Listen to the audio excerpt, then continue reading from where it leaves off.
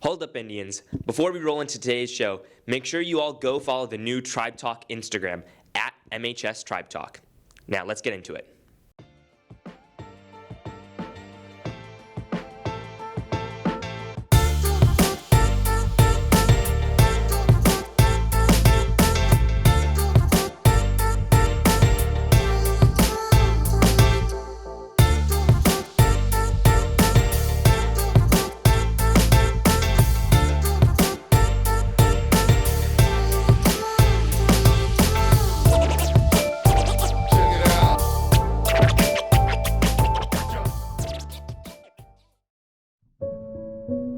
Last Friday, September the 10th, J-ROTC held a 9/11 Remembrance ceremony in which they rose the flag halfway in silent respect to those who passed away in this terrible tragedy.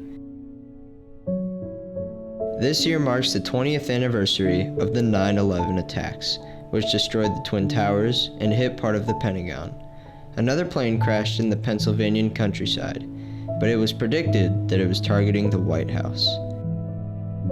Throughout this tragedy, 2,996 people were killed and up to 15,000 more were injured.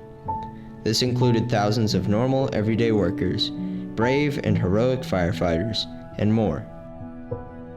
Since that day, we as Americans vowed that we would never forget this attack on our soil, and that we would forever honor all those affected by the terrorist attacks on September 11th, 2001.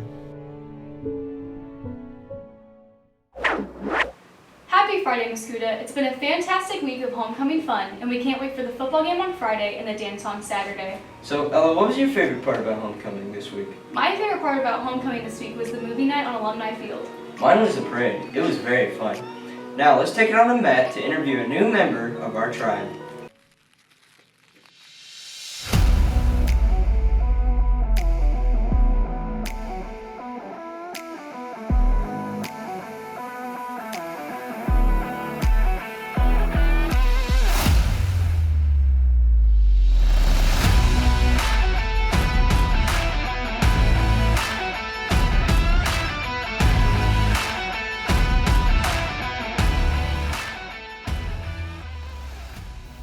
This year, our tribe has a new member joining our ranks. He's the new weight fit PE teacher and as well as the new football coach.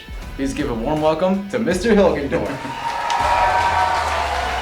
So, welcome to the school. I was just wondering what your first impression of the school was. Oh, the first impression, it's been a great few weeks already as school started.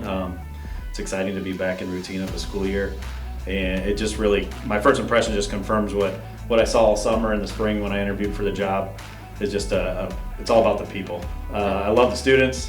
They seem excited to be at school and to improve themselves and truly care about themselves, and the staff and faculty has been fantastic as well. Well, everybody's got goals, Matt, so weight fits for everybody. We believe, me and Coach Campbell and Coach Stepp, there's an opportunity for you to reach some goals and gain some mass. You never know, you could be a bodybuilder someday or a sprinter or all sorts of goals that you could attain. But it's a great starting point. Lots of energy is the best part of my days, those classes, and see the hard work that all the students put in. It's enjoyable. I love teaching. I love teaching new things to students, seeing them obtain goals, like I said, and just building those relationships and getting to know students and help them not only get faster and stronger, but also just to build confidence in themselves and their academics and their athletics and all that comes with it. So it's been real rewarding, and we hope to just get better and better at it. Yeah. And so I think that leads us to the final question, and probably the most important one of all. How would you defend against this? Against your defense here, huh? Well, now you're in my wheelhouse. Well, first of all, you're already trying to get 12 guys on the field, it looks like, so that's a good starting point for you, but I think we can still attack it. The Bible says no one can serve two masters. So the first thing I'm going to do is put that guy right there in conflict. We got our quarterback here with our running back. I'll go ahead and put our X out here, and we'll just line up in a 2x2 formation. So I got all my 11. That guy's going to run. We're going to run past Reed. Okay, we're probably going to block him. Double team to the backside. Okay, right there. We'll do a head bubble screen. with a slant, and we'll read that guy on the inside zone. And if he comes up and filled, we're going to throw it right behind him before the safety defends it. Okay, on this side, pre-snap read over here, we're going to run a screen. Okay, and if we get out leveraged here because the safety's too tall. Yeah, that's okay. Thanks for that. Does that work? You think that'll work? I think so, yeah. All right, well, I get excited about offensive football. I see that, yeah. All right. So, thanks for coming on the show. It's been a pleasure, and I think personally, I can say, and I'm pretty sure the rest of the school thinks this as well, but I really want to see what happens to the rest of the football season. I really hope it goes well, and I hope you have a really good season. All right, well, thanks for having me. Yeah. The No Place for Hate initiative was started a couple years ago at Mascoutah High School. This movement is a way to create and build an inclusive and equal climate for all students and staff members at MHS. We want to build partnerships with others to promote acceptance, tolerance, and respect for all. Those partnerships may include collaborating with other school clubs and with our larger Mascoutah community. Last Friday, students of Mascoutah High School were able to pledge their commitment to making Mascoutah a No Place for Hate community. I signed because I feel that Mascoutah High School really needs to be a place where there's no hate, because especially in these times, I feel like everyone should have a good attitude towards things. Like, I feel like everyone should be happy, and it's been really hard these past 2 years, so it should be a place with no hate.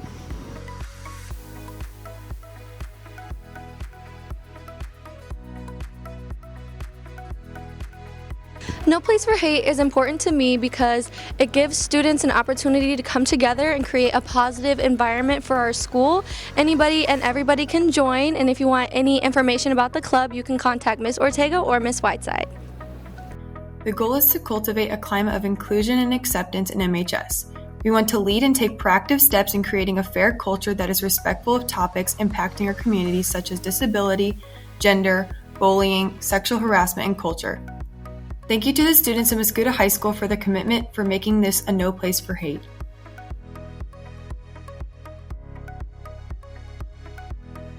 Hi Mascoutah. COVID times can be very confusing, but I think it is important to know the protocol and information on contact tracing within the school.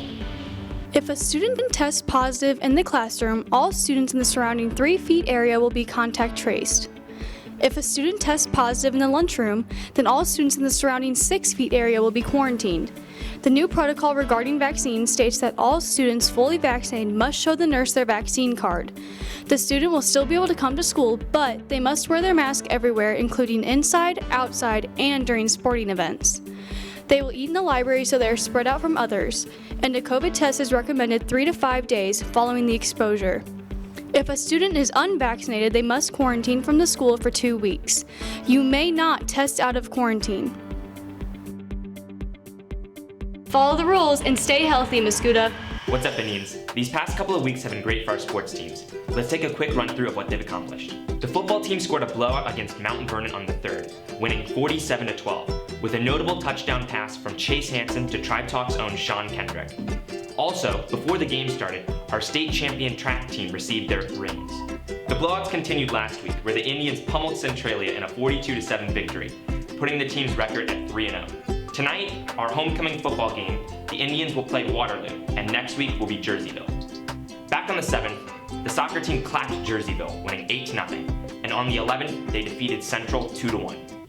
Also on the 11th, the boys cross-country team placed first, and the girls second at the Belleville West Invite. Our volleyball ladies picked up 2 wins over the weekend against Collinsville and Anna Jonesboro. Finally, our marching band placed second in the O'Fallon Metro East Marching Classic. We here at Tribe Talk wish all of our sports teams the best, but now let's take it on over to our next segment. It's finally homecoming week, and today is Friday, which means that the dance is tomorrow. So in this week's school news, I'm going to tell you all the information that you need to know. In last week's episode, we said that the dance begins at 8 when it actually begins at 7. The check-in process is at 8 and will be by the Mascoutah gate. When you're there with your ticket, go to the table marked with your lunch number that you bought your ticket in, such as A, B, or C lunch. Now you have to check in by 8 p.m. or you're not allowed in. And once you're in, you can't really leave. So if you leave to go get your super cool socks that you left in your car, you won't be able to get back in. Yo, nice socks, bro. Thanks, man. If you're an upperclassman bringing an out-of-school date, make sure they have some sort of identification, such as a license. Can't be letting strangers into the dance. Court begins at 9 and parents are allowed to attend. The dance ends at 10, so make sure you have a ride. It'd be kind of weird walking home look like you just got back from a wedding. Thanks, Mascoutah. Have a fun weekend and hope to see you guys at the dance. Julia, what's wrong? I just really wish I knew what I should and should not do for homecoming. Really? That's what you're upset about? I can tell you everything you need to know about what you should and should not do at homecoming. Oh, really? Yeah. Let's find out! Here is a list of things you should not do at the homecoming dance.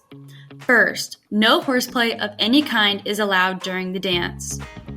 No heels or pointed shoes are allowed onto the turf. Do not leave any trash on the field. No jeans, leggings, or hats are allowed. And lastly, try to avoid close contact with people at the dance because of COVID. Now, these are some things you should do. Bring money for the Kona ice truck. Snow cones are $3 for a small and $5 for a large. If you have an out-of-school date, they must bring an ID. Bring the ticket that you purchased. And most importantly, have some fun and bring your best move. Have a great weekend, Mascoutah. Can't wait to see you here soon. And remember to stay safe and stay classy.